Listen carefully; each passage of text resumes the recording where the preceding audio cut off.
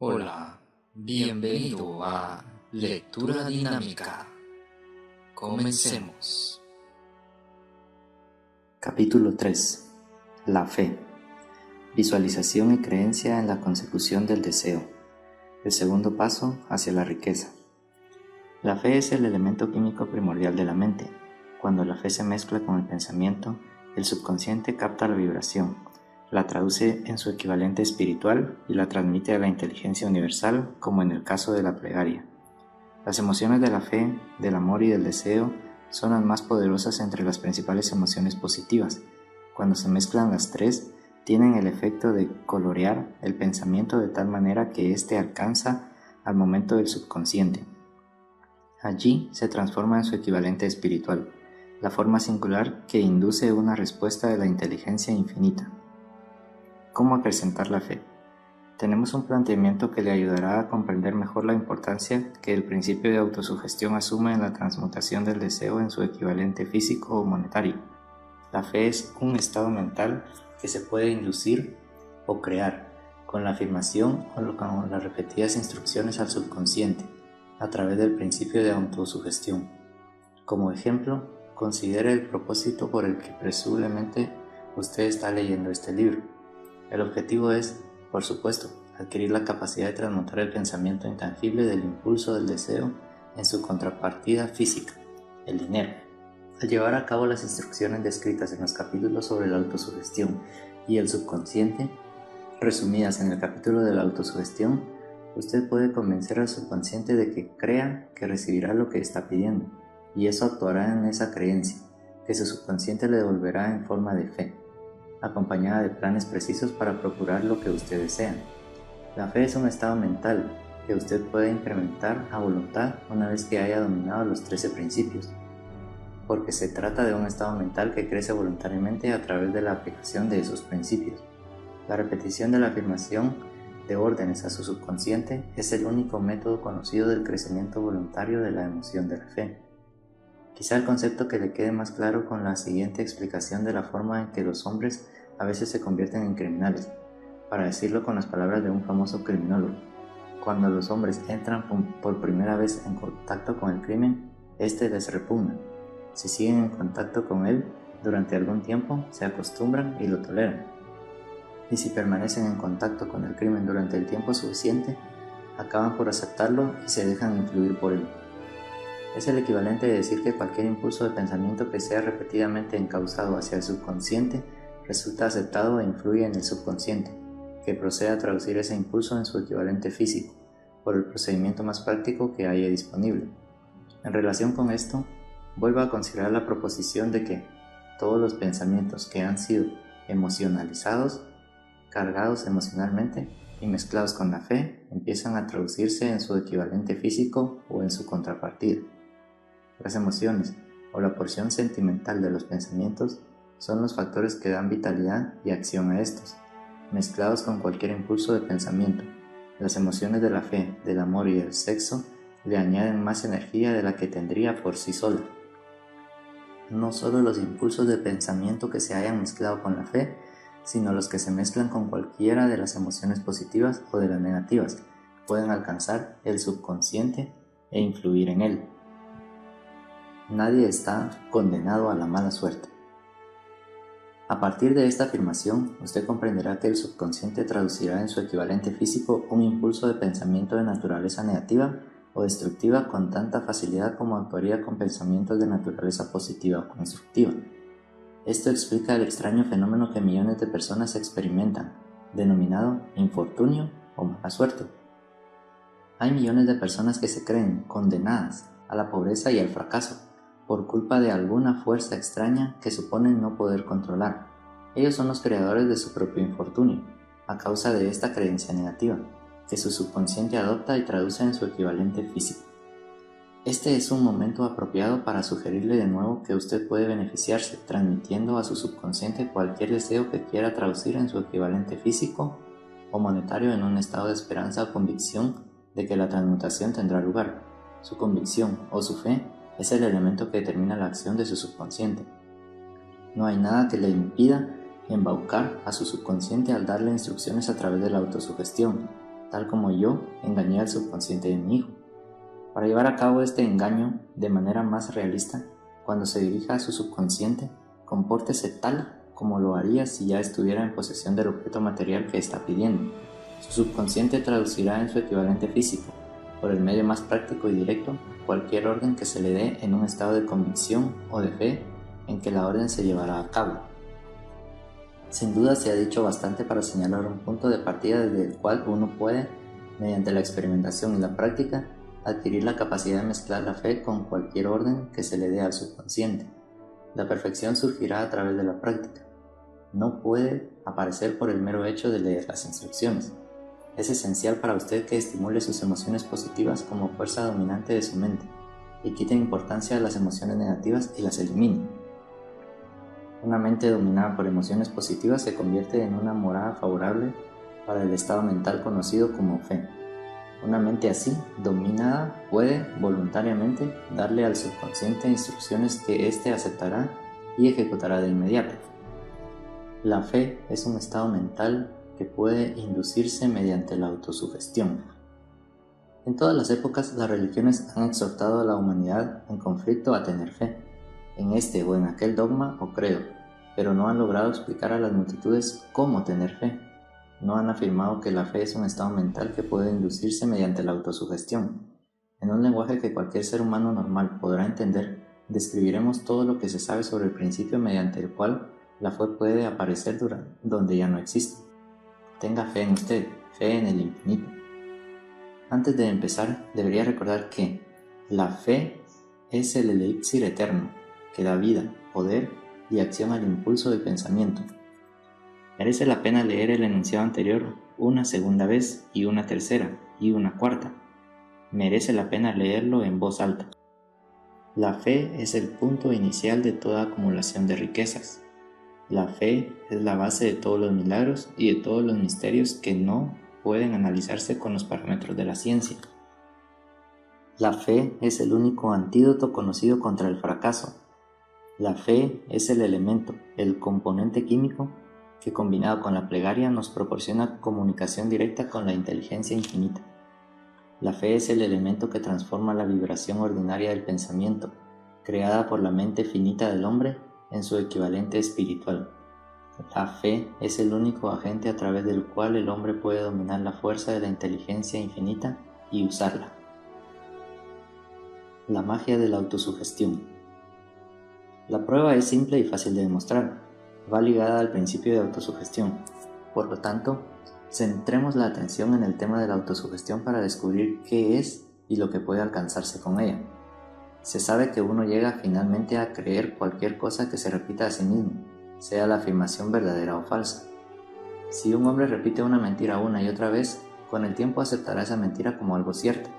Más aún, creerá que es cierta. Todo hombre es lo que es a causa de los pensamientos dominantes que él permite que ocupen su mente, los pensamientos que un hombre adopta deliberadamente y que anima con entusiasmo, y con los que combina una emoción o más, constituyen las fuerzas motivadoras que dirigen y controlan cada uno de sus pensamientos, actos y hazañas. Aquí tenemos el enunciado de una verdad muy importante. Los pensamientos combinados con cualquiera de las emociones constituyen una fuerza magnética que atrae otros pensamientos similares o relacionados. Un pensamiento así, magnetizado con la emoción, puede compararse con una semilla que cuando es plantada en terreno fértil germina, crece y se multiplica una y otra vez hasta que aquello que en un principio fue una semillita se convierte en innumerables millones de semillas de la misma clase. La mente humana está constantemente atrayendo vibraciones que armonicen con aquella que la domina. Cualquier idea, plan, pensamiento o propósito que uno abrigue atrae infinidad de ideas afines.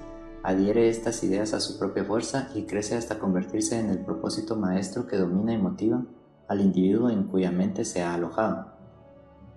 Volvamos ahora al punto inicial, para informarnos de cómo puede plantarse en la mente la semilla original de una idea.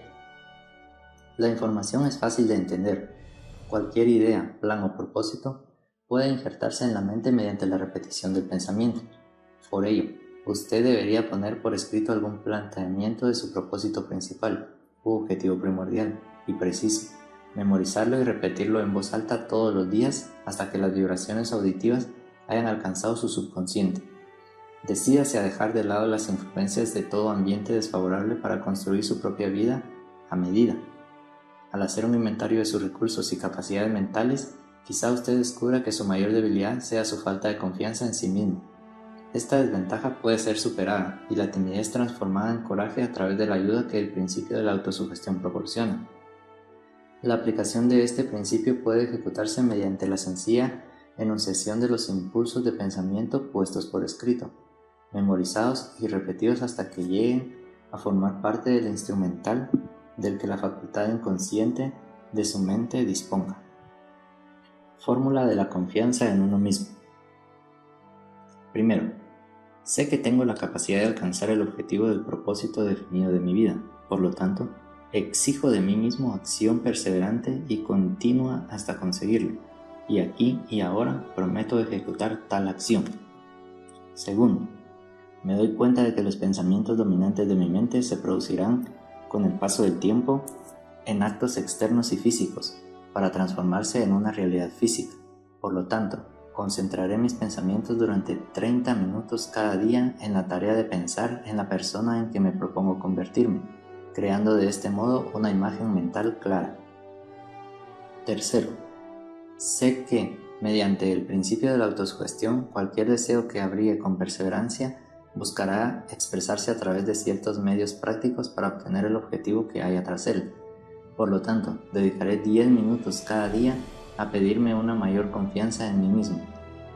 Cuarto, he escrito con claridad una descripción del objetivo primordial de mi vida y nunca dejaré de esforzarme hasta que haya conseguido la suficiente confianza en mí mismo para alcanzarla.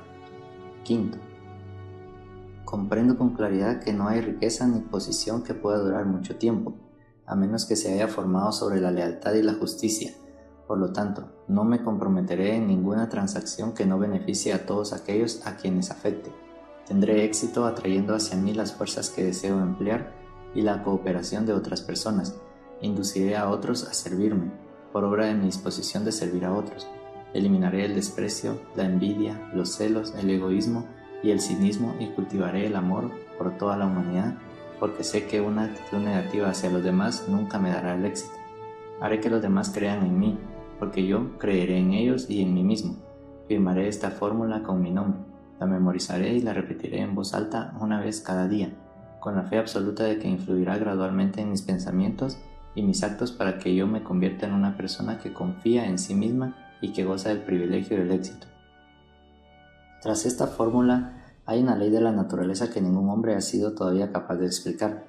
El nombre por el que dicha ley se conoce tiene poca importancia. Lo que importa de ella es que funciona. Para la gloria y el progreso de la especie humana, si es usada de forma constructiva. Por otra parte, si se la usa destructivamente, destruirá con la misma facilidad. En esta afirmación podemos encontrar una verdad muy importante.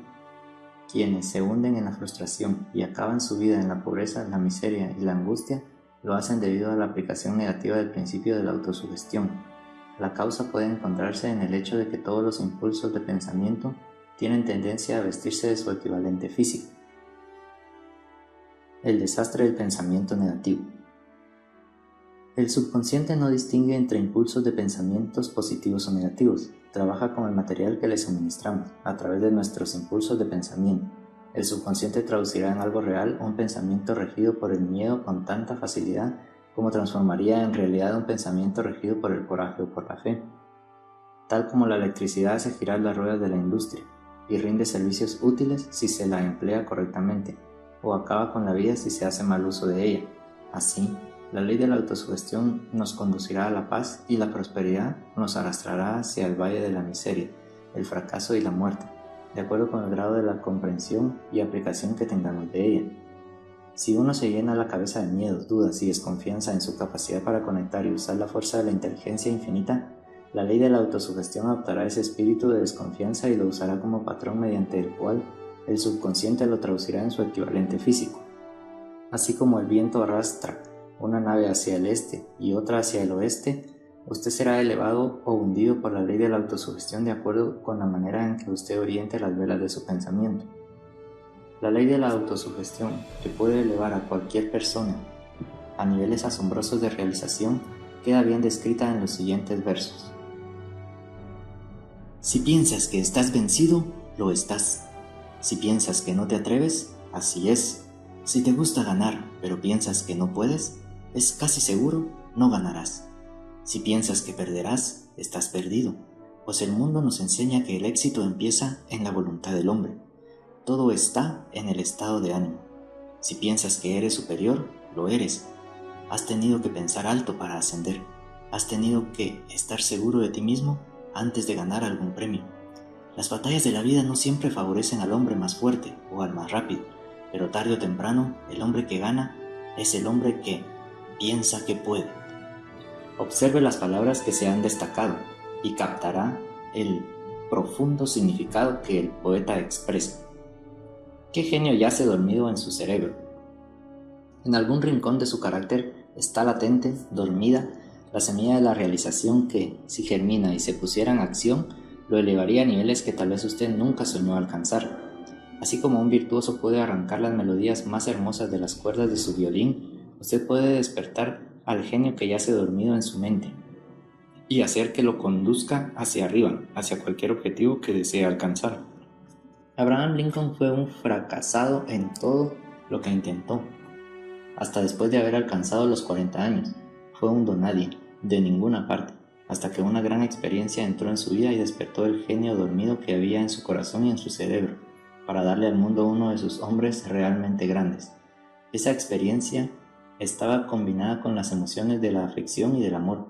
Le aconteció a través de Anne Rutledge, la única mujer a quien él amó realmente.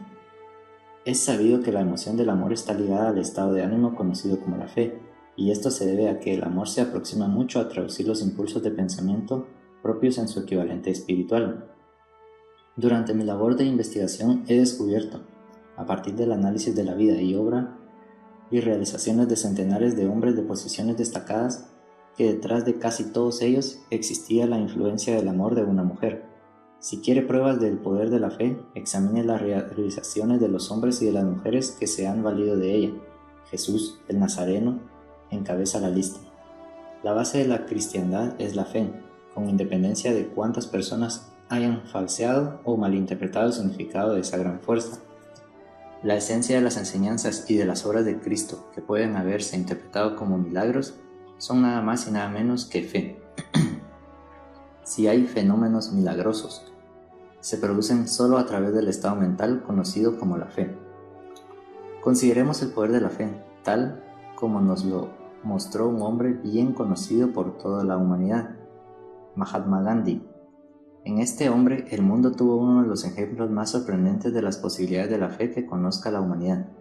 Gandhi tuvo más poder potencial que ningún otro de sus contemporáneos, y ello, a pesar del hecho de que no contó con ninguna de las herramientas ortodoxas del poder, tales como dinero, barcos de guerra, soldados, ni material bélico. Gandhi no tenía dinero, ni casa, ni siquiera ropas, pero tenía poder. ¿Cómo lo obtuvo? Lo creó a partir de su comprensión del principio de la fe, y mediante su capacidad para trasplantar esa fe al espíritu de 200 millones de personas. Gandhi consiguió la sorprendente proeza de influir en 200 millones de mentes para formar un conglomerado humano que se moviese al unísono, como un solo hombre. ¿Qué otra fuerza de este mundo, aparte de la fe, puede lograr tanto? ¿Cómo una idea construyó una fortuna? Debido a la necesidad de la fe y de la cooperación en el funcionamiento de los negocios y de la industria, será tan interesante como provechoso analizar un suceso que nos proporciona un excelente ejemplo para la comprensión del método por el cual los individualistas y los hombres de negocios acumulan grandes fortunas al dar antes de intentar y obtener. El suceso elegido para este ejemplo data de comienzos del siglo XX, cuando se estaba formando la United States Steel Corporation, Corporación del Acero de Estados Unidos. A medida que lea la historia, tenga presentes esos hechos fundamentales y comprenderá cómo las ideas se han convertido en fortunas inmensas. Si usted es de los que se han preguntado a menudo cómo se han acumulado las grandes fortunas, esta historia de la creación de la United States Steel Corporation le resultará esclarecedora. Si tiene alguna duda de que los hombres pueden pensar y hacerse ricos, esta historia disipará esa duda. porque usted podrá ver con claridad en la historia de la United States Steel Corporation la aplicación de una porción importante de los principios que se describen en este libro. El asombroso relato del poder de una idea ha sido escrito de forma espectacular por John Lowell del New York World Telegram y la transcribimos con su cortesía. Un bonito discurso de sobremesa por $1.000 millones. Aquella noche del 12 de diciembre de 1900, en la que unos 80 miembros de la sociedad financiera se reunieron en el salón de banquetes del University Club en la Quinta Avenida para hacer los honores a un hombre joven del oeste de Estados Unidos, ni media docena de los invitados supuso que estaban a punto de presenciar el episodio más importante de la historia de la industria estadounidense. J. Edward Simmons y Charles Stuart Smith, llenos de gratitud por la pródiga hospitalidad con que Charles M. Schwab les había regalado durante una reciente visita a Pittsburgh, habían organizado la cena para presentar a aquel empresario del acero de 38 años a la Sociedad de Banqueros del Este de Estados Unidos. Pero no esperaban que magnetizara de tal modo la convención. De hecho, le advirtieron que los corazones que rellenaban las camisas de New York no reaccionarían a la oratoria, y que si no quería aburrir a los Stillman y a los Harriman y los Vanderbilt, sería mejor que se limitara a 15 o 20 minutos de intrascendencias amables, pero nada más. Incluso John Pierpont Morgan, sentado a la derecha de Schwab, como indicaba su dignidad imperial, se contentó con agradecer muy brevemente su presencia en la mesa del banquete y, en lo que se refería a la prensa y al público, todo el asunto presentaba tan poco interés que los periódicos del día siguiente ni lo mencionaron. De manera que los dos anfitriones y sus distinguidos invitados probaron los habituales 7 u 8 platos. Hubo poca conversación y versara sobre lo que versase. Fue parca y discreta, aunque algunos de los banqueros y agentes de bolsa habían visto antes a Schwab, cuya carrera había florecido en los bancos de Monongahela. Ninguno lo conocía bien, pero antes de que la velada acabara, ellos y Money Master Morgan quedarían admirados y un bebé de $1.000 millones, la United States Steel Corporation, nacería allí. Quizás sea una lástima para la historia que no se haya hecho ninguna grabación del discurso de Charles Schwab en aquella cena. Sin embargo, tal vez se tratara de un discurso casero, con incorrecciones gramaticales, pues los perfeccionismos del lenguaje nunca interesaron a Schwab, lleno de refranes y compaginado con ingenio, pero aparte de eso obtuvo una fuerza y un efecto impresionante sobre los $5.000 millones de capital estimado que los comensales representaban. Cuando terminó y la reunión vibraba todavía con sus palabras. Aunque Schwab había hablado durante 90 minutos, Morgan condujo al orador a una ventana apartada donde, balanceando las piernas en un alto e incómodo asiento, hablaron durante 1 hora más. La magia de la personalidad de Schwab se había puesto en acción en toda su potencia, pero lo más importante y perdurable fue el programa detallado y explícito que presentó para el engrandecimiento del acero. Muchos otros hombres habían tratado de interesar a Morgan en montar juntos un trust del acero a partir de combinaciones con empresas de pastelería, cables y flejes, azúcar, goma, whisky, aceite o goma de mascar. John W. Gates, el apostador, lo había urgido a hacerlo, pero Morgan no había confiado en él. Los hermanos Moore, Bill y Jim, mayoristas de Chicago que habían fusionado una fosforera y una corporación de galletitas, habían tratado de convencerlo, fracasando en su intento. Elbert H. Gary, el sacrosanto abogado del Estado, quiso atraerlo a su terreno, mas no llegó a ser lo bastante grande para impresionarlo, hasta que la elocuencia de Schwab elevó a J. P. Morgan a las alturas desde donde pudo visualizar los sólidos resultados del proyecto financiero más atrevido que se hubiera concebido nunca. La idea era considerada un delirante sueño de especuladores ingenuosos. El magnetismo financiero que, hace una generación, empezó a atraer miles de compañías y a veces ineficazmente dirigidas a combinaciones más grandes y competitivas, se ha vuelto operativo en el mundo del acero, gracias a los artilugios de aquel jovial pirata de los negocios, John W. Gates. Este había formado ya la American Steel and Wire Company, con una cadena de pequeñas empresas, y junto con Morgan había creado la Federal Steel Company, pero al lado del gigantesco trust vertical de Andrew Carnegie, dirigido por sus 53 accionistas, Esas otras combinaciones resultaban insignificantes. Podían combinarse como mejor les pareciese, pero ni todas juntas harían mella en la organización de Carnegie. Morgan lo sabía. El viejo escocés excéntrico también lo sabía. Desde las majestuosas alturas de Skibo Castle había visto, primero divertido y luego con resentimiento, los intentos de las pequeñas compañías de Morgan entremetiéndose en sus negocios. Cuando esos intentos se tornaban demasiado importantes, el mal genio de Carnegie se convirtió en ira y en deseo de venganza. Decidió duplicar cada fábrica suya por cada una que sus rivales poseyeran. Hasta entonces no había tenido interés en cables, tubos, flejes ni planchas. En cambio, se contentaba con venderles el acero en bruto a esas compañías y las dejaba que trabajaran en la especialización que quisieran. Ahora, con Schwab como jefe y lugarteniente capaz, planeaba arrinconar a sus enemigos contra la pared. Así fue como Morgan vio la solución a su problema de combinaciones en el discurso de Charles M. Schwab.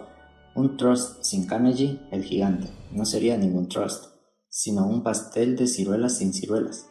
El discurso de Schwab de aquella noche del 12 de diciembre de 1900 aportó la sugerencia, que no la solicitud, de que el vasto imperio Carnegie podía llegar a estar bajo la sombra de Morgan. Habló del futuro mundial del acero, de reorganización en aras de la eficiencia, de especialización, de deshacerse de compañías improductivas, de la concentración del esfuerzo en las propiedades florecientes, de ahorros en el tráfico de mineral bruto, de ahorros en los departamentos directivos y administrativos, de captar mercados extranjeros. Más que todo, les dijo a los bucaneros que había entre ellos dónde estaban los errores de su piratería habitual. Sus propósitos, suponía él, habían sido crear monopolios, aumentar los precios y pagarse a sí mismos dividendos exagerados más allá de todo privilegio. Con su estilo campechano, Schwab condenó ese sistema. La estrechez de miras de semejante política, dijo a su auditorio, residía en el hecho de que se restringía el mercado en un momento en que todo pugnaba por la expansión. Abaratando el coste del acero, explicó, se crearía un mercado expansivo, se idearían más usos para el acero y se captaría una parte considerable del mundo de la industria. En realidad, aunque él no lo supiese, Schwab era un apóstol de la moderna fabricación en serie. Así acabó la cena en el University Club. Morgan se fue a su casa para pensar en las predicciones de progreso de Schwab. Schwab regresó a Pittsburgh a dirigir el negocio siderúrgico para W. Andrea Carnegie, mientras Gary y todos los demás volvían a sus teletipos, para especular anticipándose al próximo movimiento. No tardó mucho en suceder.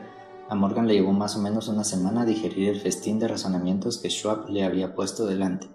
Cuando se aseguró de que no iba a sufrir ninguna indigestión financiera, llamó a Schwab y se encontró con un hombre bastante reticente.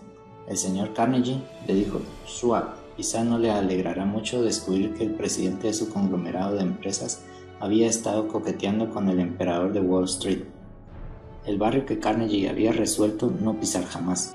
Entonces, John W. Gates, que hacía de intermediario entre Morgan y Schwab, sugirió que si Schwab estuviera casualmente de paso por el Bellevue Hotel de Filadelfia, J. P. Morgan podría coincidir con él en el mismo sitio. Sin embargo, cuando Schwab llegó, Morgan se hallaba enfermo en su casa de New York, y presionado por el hombre mayor, Schwab viajó a New York y se presentó ante la puerta de la biblioteca del financiero. En la actualidad, ciertos historiadores de la economía han expresado la sospecha de que esta historia desde el principio hasta el fin fue planificada por Andrew Carnegie, que la cena en honor de Schwab, el célebre discurso, la reunión del domingo por la noche entre Schwab y el rey del dinero fueron sucesos que el sagaz escocés había preparado de antemano. La verdad es precisamente todo lo contrario.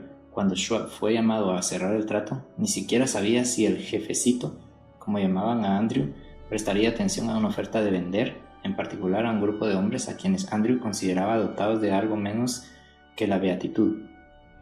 Pero Schwab acudió a la reunión con 6 hojas escritas de su puño y letra, llenas de datos que, según él, representaban el valor físico y potencial de rendimiento de cada compañía metalúrgica que él consideraba una estrella esencial en el nuevo firmamento del metal. 4 hombres sopesaron esos esquemas durante toda la noche. El jefe, por supuesto, era Morgan, firme en su credo del derecho divino del dinero. Con él estaba su socio aristocrático, Robert Bacon, un erudito y un caballero. El tercero era John W. Gates, a quien Morgan tachaba de apostador y utilizaba como herramienta. El cuarto era Schwab, que sabía más sobre el proceso de elaborar y vender acero que cualquier grupo de hombres de su época. A lo largo de aquella reunión, los esquemas del hombre de Pittsburgh no se cuestionaron nunca. Si él decía que una compañía valía tanto, así era, y punto. También insistió en incluir en la combinación solo las empresas que él tenía nominadas. Había concebido una corporación sin dobleces, donde ni siquiera quedaba lugar para satisfacer la codicia de amigos que deseaban descargar sus compañías sobre los anchos hombros de Morgan. Al amanecer, Morgan se puso en pie y se desperezó. Solo quedaba un asunto pendiente. ¿Cree que puede persuadir a Andrew Carnegie de vender?, preguntó. Puedo intentarlo, repuso Schwab. Si usted consigue que venda, me comprometeré en todo este asunto, aseguró Morgan. Hasta allí todo iba bien, pero ¿vendería Carnegie? ¿Cuánto pediría? Schwab pensaba en unos $320 millones. ¿Cómo se efectuaría el pago? ¿En acciones ordinarias o preferentes? ¿En bonos? ¿En efectivo? Nadie podía reunir $320 millones en efectivo. En enero acudieron a un partido de golf en los helados prados de St. Andrews, en Westchester. Andrew envuelto en jerseys bien abrigado y Charlie conversando de trivialidades para ejercitar el buen humor, pero no se pronunció ni una palabra sobre negocios hasta que la pareja se sentó en la cálida sala de la cabaña que Carnegie poseía cerca de allí. Entonces, con el mismo poder de convicción con que había hipnotizado a 80 millonarios en el University Club, Schwab dejó caer rutilantes promesas de retiro y comodidad de los innumerables millones que satisfarían los caprichos sociales del viejo escocés. Carnegie estuvo de acuerdo, escribió algo en un trozo de papel y dijo: «Muy bien, venderemos por este precio». La cifra era de unos $400 millones y surgió a partir de los 320 millones que Schwab había previsto como precio básico, añadiéndole 80 millones para recuperar el valor aumentado sobre el capital previsto durante los últimos 2 años. Más tarde, en la cubierta de un transatlántico, el escocés le decía arrepentido a Morgan: «Ojalá te hubiera pedido 100 millones más». «Si me los hubieras pedido, te los habría dado», le respondió Morgan, amable. Hubo cierto alboroto, por supuesto. Un corresponsal británico envió un cable diciendo que el mundo del acero extranjero estaba aterrado ante la gigantesca corporación. El presidente Hadley de Yale declaró que, a menos que se regulasen los trusts, el país tendría un emperador en Washington durante los próximos 25 años. Pero ese hábil agente de bolsa que era Kinney se aplicó a su trabajo de impulsar tan vigorosamente las nuevas acciones hacia el público que todo el exceso de liquidez, estimado por algunos en cerca de $600 millones, fue absorbido en un abrir y cerrar de ojos. De manera que Carnegie obtuvo sus millones, el sindicato Morgan consiguió 62 millones por todos sus problemas y todos los muchachos, desde Gates hasta Gary, también ganaron sus millones. Schwab, de 38 años, obtuvo su recompensa. Fue nombrado presidente de la nueva corporación y ocupó el cargo hasta 1930. La riqueza empieza con una idea. La impresionante historia del gran negocio que usted acaba de leer es un ejemplo perfecto del método por el cual el deseo puede transmutarse en su equivalente físico. Esa gigantesca organización se creó en la imaginación de un hombre. El plan por el que le proporcionaban a la organización hornos de acero que aportaban su estabilidad financiera se creó en la mente de la misma persona. Su fe, su deseo, su imaginación, su perseverancia fueron los verdaderos ingredientes esenciales que formaron la United States Steel Corporation. Los hornos y los equipos mecánicos adquiridos por la empresa después de haber surgido a la existencia legal fueron incidentales, pero un análisis cuidadoso revelará el hecho de que el valor aumentado de las propiedades adquiridas por la corporación se incrementó en unos $600 millones por la mera transacción que los consolidaban bajo una misma gerencia. En otras palabras, la idea de Charles M. Schwab, sumada a la fe con la que contagió a J. P. Morgan y a los demás, había dado unos beneficios de unos $600 millones. ¿No es una suma insignificante por una sola idea? La United States Steel Corporation prosperó hasta convertirse en una de las empresas más ricas y poderosas de Estados Unidos, dando empleo a miles de personas, desarrollando nuevas aplicaciones para el acero y abriendo nuevos mercados, demostrando de ese modo que los $600 millones de beneficio que la idea de Schwab produjo estaban bien merecidos. La riqueza empieza a partir de una idea. la cantidad está limitada solo por la persona en cuya mente esa idea se pone en movimiento. La fe elimina las limitaciones. Cuando esté preparado para negociar a la vida lo que usted desee, recuerde, usted es el que pone el precio para obtener lo que quiere. No olvides suscribirte y darle like si te ha gustado este video.